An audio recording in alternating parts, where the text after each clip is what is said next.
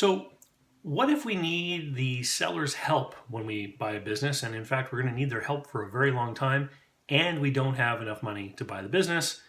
What can we do to keep the seller around for the long term? Well, let's talk about staged buyouts.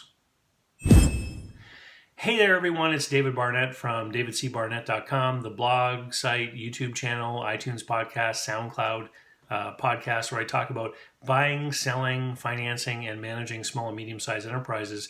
I got a question from a viewer who said, what if I don't have enough money to buy a business and I really want the seller to stick around for the long term? And so I thought it would be a great question to lead into the topic of staged buyouts.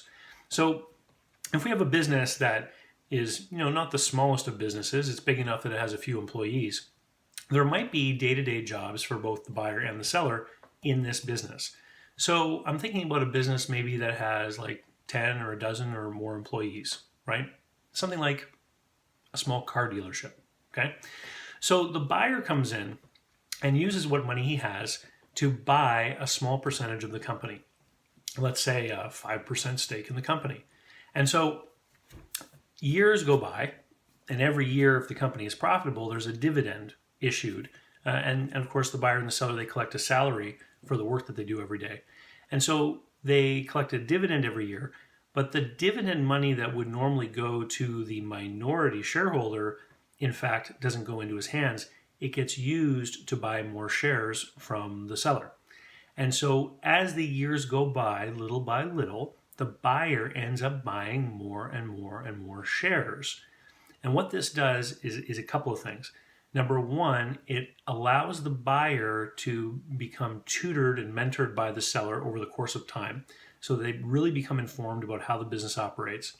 Number two, it allows the seller to get a really great value for their business, because normally when we start these kinds of deals, we work out a buy-sell agreement that has a formula for value. How do we value the shares in the agreement? So if the company continues to grow and prosper and be profitable, the value of the company is going to increase, meaning that the seller is going to get an increasingly higher price for the shares of the company. But more importantly, the seller now has guaranteed an exit strategy, which is one of the, risky things about business. If you build up a business and you run it day to day and something happens, and I've talked a lot about how out of the top 5 reasons people would come to me to sell a business, 4 of those 5 things were not planned for. We now have a situation where we've got our exit locked in. We know who the buyer is going to be. So if an unplanned personal crisis were to occur, we could accelerate the plan, right?